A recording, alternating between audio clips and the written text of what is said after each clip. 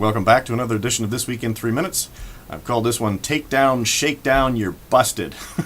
We'll get to that in a bit. If any of you Bob Seger fans or Beverly Hills Cop 2, we'll get to that.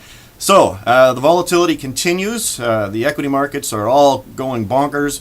And it's this tit-for-tat, tariff business back and forth between the U.S. and China. They keep upping their game like a couple of kids pushing each other in the schoolyard. One pushes harder, the other one pushes even harder, and this is what's causing havoc right now, is the uncertainty in the global markets.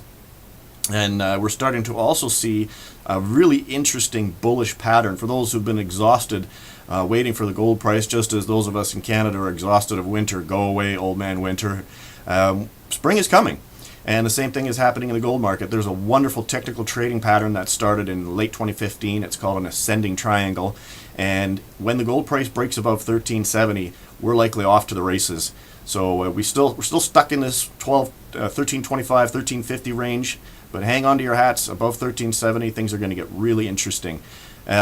And I think that's going to be compounded by what's going on with this petro-yuan contract. The first oil contracts come due on the 26th or whatever it is, later the end of this month. And with all of this uncertainty and volatility in the markets, and now because of this trade tariff business, it's going to create uncertainty about the yuan. So those oil contracts that were signed in yuan terms, people who've been selling to the Chinese are going to most likely hedge their bets and take payment in part most likely by gold. And we can look at and see the trade flows of gold into the Shanghai Exchange, and they are off the charts.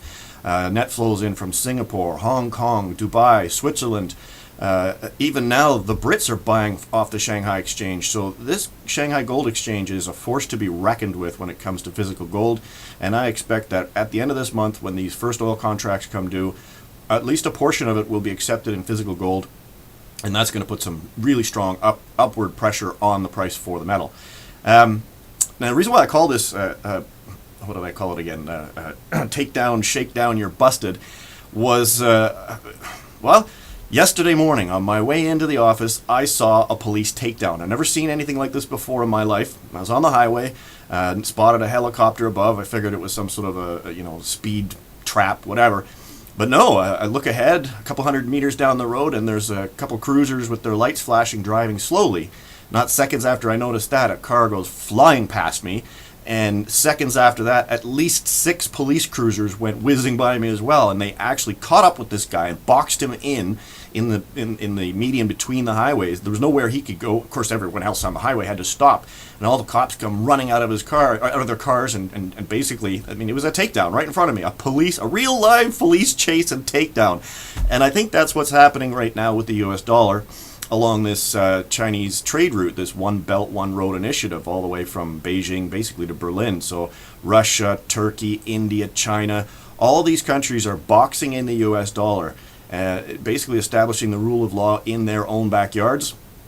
And the US dollar is basically going to be pushed out for trade in these regions. And gold is going to form a very important role in settlement between these countries. So the world is changing really quickly, and most of us here in the West don't seem to notice what's going on, but the price will reflect what's going on, and you'll know ahead of the curve. So on that note, have a wonderful weekend. We'll see you next Friday.